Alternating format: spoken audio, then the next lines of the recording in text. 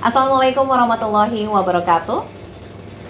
Apa kabar pemirsa Banten TV Podcast? Kembali berjumpa bersama saya Ratu Fitri, dan podcast ini juga bekerja sama bersama DPRD Provinsi Banten. Dan pemirsa, pondok pesantren punya peran vital bagi pembentukan karakter generasi di masa mendatang. Dan untuk memfasilitasi penyelenggaraan pesantren, pemirsa, telah diatur dalam Perda nomor 1 tahun 2022. Namun Perda ini belum dijalankan karena belum adanya Pergub.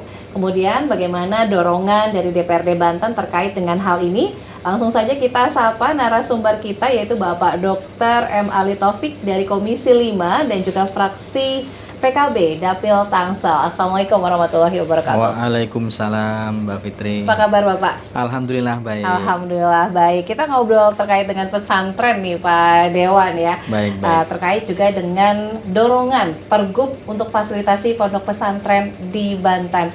Nah, mungkin sejauh ini seperti apa sih Pak peranan pondok pesantren dari waktu ke waktu, kemudian kontribusinya bagi pembangunan di Banten? Baik, jadi pesantren ini adalah lembaga pendidikan asli Nusantara ya, asli Indonesia, yang dia sudah ada sejak Indonesia belum merdeka.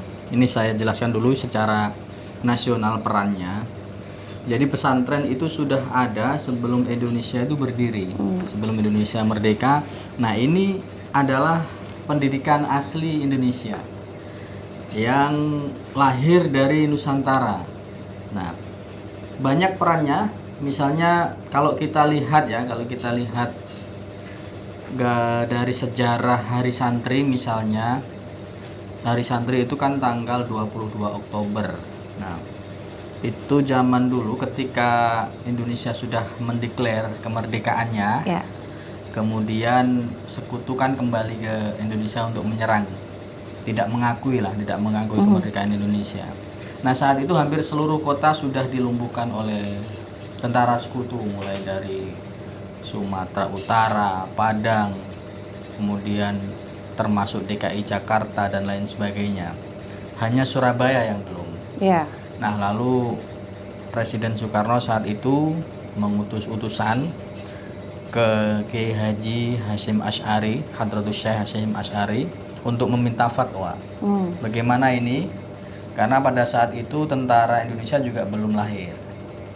Jadi kemudian Kiai Hadratus Syekh Hasyim Asy'ari ini kemudian membuat fatwa bahwa seluruh bangsa Indonesia yang muslim yang radiusnya berjarak 80 kilo dari musuh, maka dia diwajibkan berperang jika dia mampu. Nah, kalau meninggal dalam perang tersebut maka mati syahid. Karena pada saat itu masih ada polemik. Indonesia ini kan bukan negara Islam. Ya. Kalau bela negara Indonesia kira-kira ini mati syahid atau mati konyol gitu ya. Nah, tetapi berdasarkan fatwa itu kemudian dikonsolidir oleh pesantren. Akhirnya santri-santri dan masyarakat umum turun jalan untuk berperang di Surabaya. Maka tanggal 22 Oktober itu terjadi penggalangan massa yang luar biasa dari Tuban, Bojonegoro, dari seluruh Jawa Timur, sampai lahirlah Hari Pahlawan 10 November. Jadi pertempurannya sekitar berapa hari itu? 22 Oktober sampai 10 November. Dan di Surabaya itulah sekutu kehilangan 2 jenderal utamanya, termasuk Jenderal Malabi. Nah, ini yang menyebabkan sekutu mundur. Nah, ini kalau tidak ada fatwa dari ulama pesantren, tidak ada mobilisasi, saya belum tahu kondisinya sekarang seperti apa.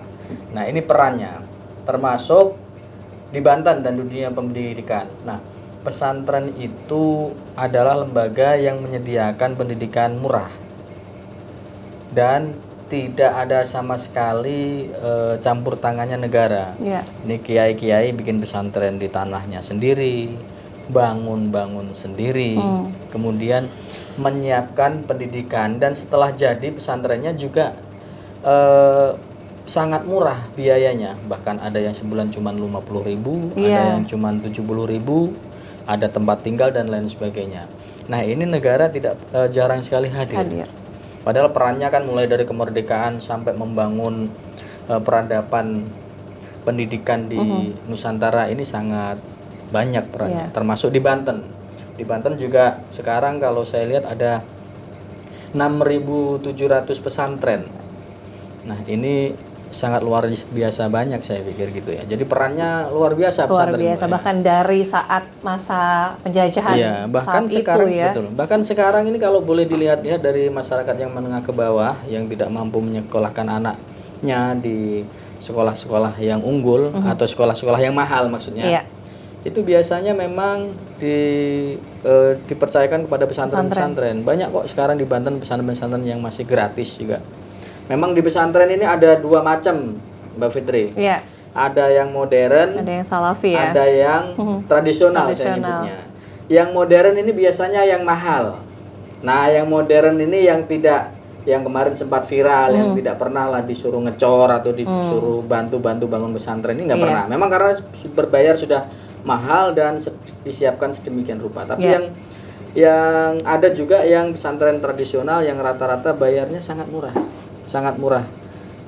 Ada yang sampai cuma 100.000 sebulan, 150.000 sebulan sudah dapat. Yang tidak memberatkan begitu ya, Pak. Iya.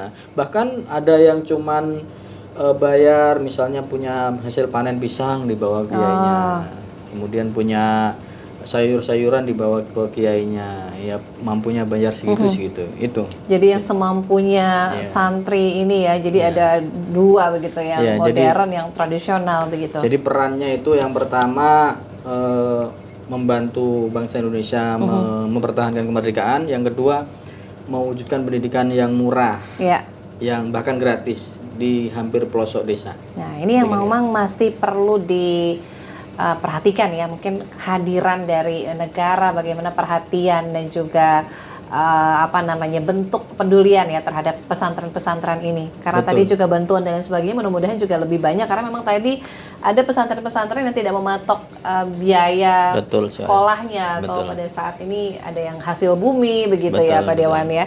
Dan untuk perdanya sendiri Pak Dewan tadi sudah disampaikan ada nomor 1 tahun 2022 ya kalau tidak salah. Ini muatannya apa saja sih Pak Dewan? Jadi perda ini muatannya diantaranya sebenarnya perda ini adalah sublimasi dari undang-undang pesantren di nasional, kemudian dibuat perda yang diantaranya jadi pemerintah mempunyai kewajiban untuk membantu pesantren baik dari fasilitasi, kemudian keuangan ataupun bantuan hibah dan lain sebagainya. Kalau saat ini kan sebelum ada perda itu kan tidak ada aturan yang membolehkan misalnya pemerintah memberikan bantuan hibah atau pemerintah memberikan bantuan gedung gitu, belum ada.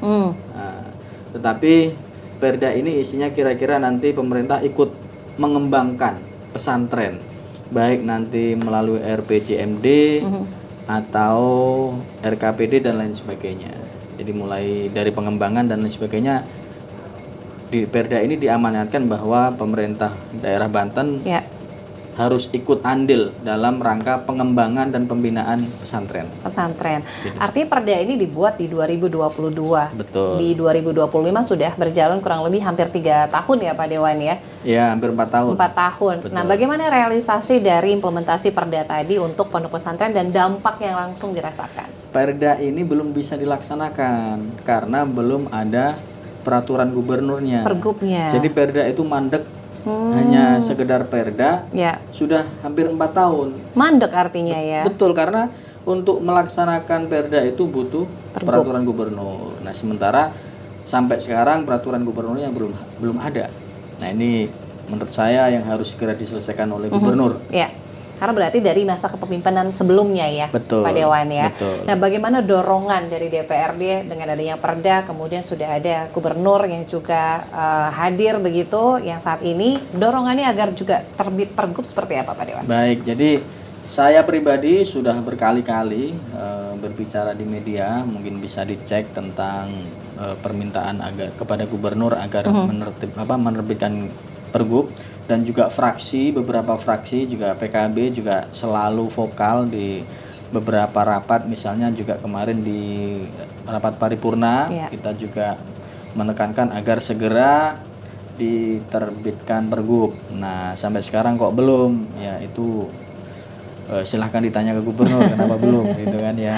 Tapi kami akan terus mendorong, terutama dari fraksi PKB akan terus mendorong agar sampai pergubnya nanti diterbitkan. Pergubnya nanti diterbitkan. Artinya proses dari terbitnya pergub tersebut jika memang sudah diteken artinya dengan Gubernur Banten Bapak Andra Soni itu bisa langsung terrealisasi, terimplementasi. Bisa dilaksanakan. Ya, jadi setelah ada pergub nanti baru ada aturan hukumnya untuk pemerintah daerah memberikan pembinaan, fasilitasi dan bantuan kepada pesantren. Itu pun kalau ada kesadaran ya, kalau ini ya. Jadi intinya kita dorong aturannya dulu. Ya. Gitu. Jadi regulasinya dulu nih agar betul. juga ada nanti implementasinya. Karena tadi ada 6 ribuan ya Pak Dewan ya? Iya, sekitar 6.700 tersebar pesantren di se-Banten. Provinsi Banten. Ya, ini baik yang tradisional maupun juga yang tadi modern. Betul. Artinya yang lebih perlu diperhatikan adalah teman-teman yang di tradisional ya Pak Dewan ya? Iya, sebenarnya kita aturan ini tidak mengikat kepada pesantren tertentu. Jenisnya ya. Jadi aturan ini kita terbitkan untuk seluruh pesantren dan lembaga-lembaga keagamaan, bahkan madrasah diniyah, kemudian TPQ, TPA, termasuk dan di dalamnya bahkan ya. mungkin majelis taklim yang punya yang terdaftar di pemerintahan. Artinya menyangkut kelembagaan pendidikan agama baik formal ataupun informal. Oke, artinya dari pergub itu jika memang ada bantuan dan lain sebagainya ini bisa diperuntukkan mungkin sarana prasarananya begitu ya Pak Dewan ya. Kemudian juga dukungan kegiatan-kegiatan pondok pesantren. Biasanya karena memang tadi sumbernya dari santri, apakah juga ada sumber-sumber lain mungkin selama ini dari teman-teman pondok pesantren untuk terus berdiri begitu? Nah, memang pondok pesantren selama ini yang tradisional itu memang berjalan apa adanya. Maka fasilitas-fasilitasnya juga mungkin ya sederhana apa adanya, ya? Sederhana. Karena saya mengamati misalnya beberapa pesantren tradisional di Banten, ada punya teman saya itu bahkan gratis dan dapat makan. Yang yatim, yang duafa gratis. Iya.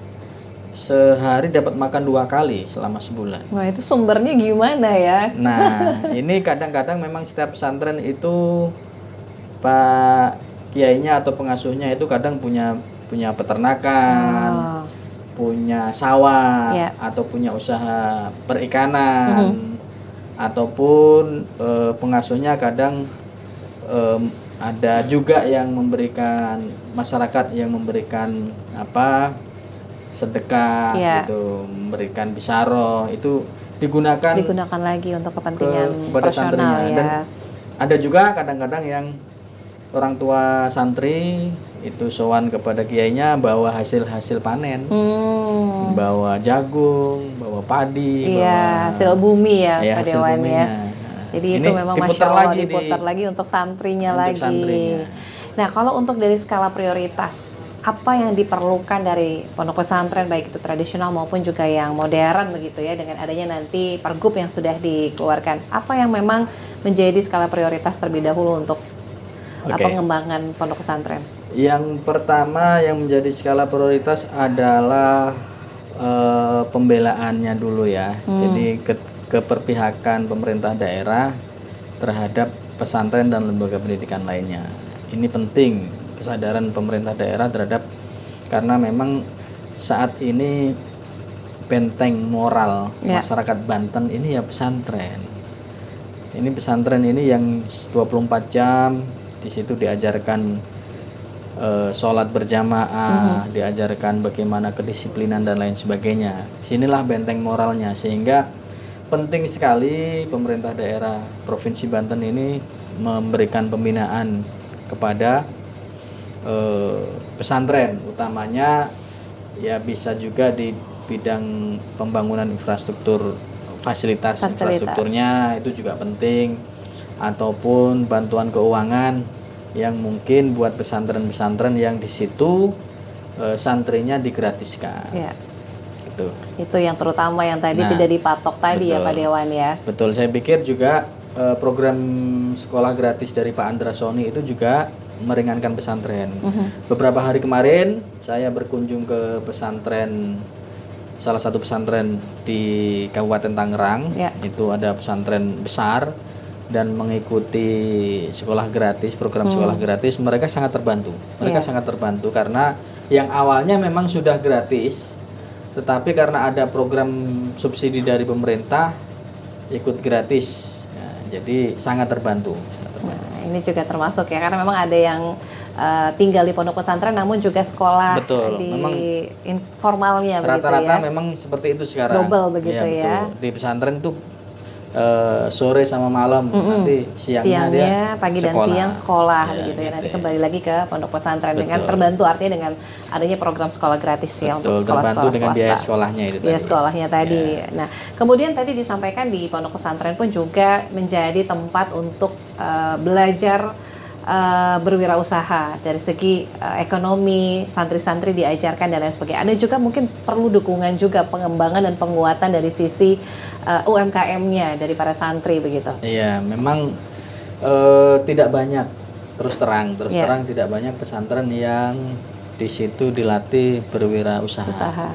Karena memang ya kebanyakan sekarang pesantren yang ada memang pembelajaran keagamaan. Tetapi ada juga beberapa pesantren yang mengajarkan santri-santrinya untuk berwirausaha, itu banyak.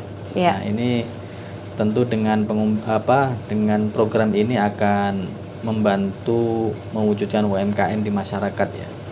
Tapi memang tidak banyak sih, hanya beberapa saja karena memang membutuhkan banyak biaya lagi di luar biaya-biaya pendidikan itu, Mbak Fitri. Gitu. Iya, selain UMKM juga ada di sektor pertanian. Nah, ini sudah mulai belajar bertani, hidroponik dan lain sebagainya. Itu juga diajarkan begitu. Bagaimana pengembangannya juga nih Pak Dewan?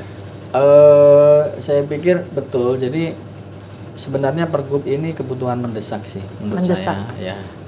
Jadi kebutuhan mendesak agar segera diterbitkan agar pesantren-pesantren itu juga bisa mengakses program-program pemerintahan daerah yang tentang misalnya bekerja sama dengan dinas pertanian, kemudian dinas perikanan dan lain sebagainya agar mendapatkan bantuan-bantuan berupa entah semacam hanya sekedar bibit ikan atau bibit tanaman hidroponik yang bisa dikembangkan di pesantren. Nah, ini perlu juga ya artinya ya. Betul. Nah, kehadiran sebelum adanya Pergub ini memang adakah juga mungkin bantuan-bantuan dan lain sebagainya namun tidak terlalu merata atau seperti apa Pak Dewan? Nah, sampai saat ini belum ada jadi bantuan-bantuan ke pesantren karena memang aturannya belum ada. Karena tadi Pergubnya belum Betul, ada. aturannya belum ada, regulasinya belum ada, jadi tidak berani. Ya mungkin bantuan yang ada itu dari Kementerian Agama. Kementerian Agama. Dan dari yang pemerintahnya belum ya. Artinya ini lumayan cukup lama tadi disampaikan mandeknya hampir 4 tahun begitu ya, masuk di tahun ke-4. Betul. Nah, ini sudah mau 2026. Iya, betul. Nah, pastinya masih akan terus didorong begitu ya. Iya, Pergubnya saya dan juga fraksi PKB akan terus mendorong, juga akan menyampaikan langsung kembali kepada Gubernur. Ya memang kadang ini juga saya pikir perlu proses pengkajian yang matang agar bisa cepat realisasi ya. Jadi kalau sudah ada Pergubnya, mudah-mudahan pengembangan dan juga pembangunan pondok pesantren lebih merata. Justru mungkin ada juga beberapa yang belum terdaftar begitu ya. Dari 6.000 itu apa memang banyak. Jadi kalau 6.000 itu hitungan dari Kementerian Agama ya di Provinsi Banten. Bahkan Provinsi Banten ini adalah provinsi ketiga yang pesantrennya terbanyak. Iya. Setelah Jawa Timur dan Jawa Tengah. Ini juga artinya basis Banten ini juga pesantrennya terbesar se-Indonesia. Bahkan punya julukan santri juga untuk Banten sendiri ya. Betul. Banten tuh punya ikon ulama Syekh Nawawi Al-Bantani yang ratusan kitabnya dikaji di seluruh Indonesia dan juga internasional. Internasional bahkan ya, ini banyak sekali momen-momen yang juga perlu dilestarikan dan juga dikembangkan. Terakhir mungkin Pak Dewan, apa pesan yang ingin disampaikan untuk masyarakat dan juga dalam hal ini juga mitra ya dengan eksekutif? Baik, kepada masyarakat bahwa Provinsi Banten ini adalah provinsi religius yang santri sebenarnya. Jadi jangan sampai masyarakat Banten tercerabut dari akarnya, sehingga saya minta kepada gubernur agar segera diterbitkan pergub tentang pesantren agar Perda tahun 2002 nomor 1 bisa segera dilaksanakan. Terima kasih. Amin. Kita dukung dan kita kawal terus ya untuk pergub ini bisa cepat direalisasikan. Terima kasih sekali lagi Bapak Dr. M. Ali Taufik dari Komisi 5 fraksi Sama-sama. PKB Dapil Tangsel. Sehat selalu Bapak. Ya, sehat Nanti kita selalu, ketemu Mbak lagi dengan Fitri tema juga. yang berbeda. Dan Terima pemirsa, tuntas sudah kebersamaan kita pada podcast Banten TV kali ini. Saya Ratu Fitri pamit. Terima kasih banyak atas kebersamaan Anda. Wassalamualaikum warahmatullahi wabarakatuh. Waalaikumsalam warahmatullahi wabarakatuh.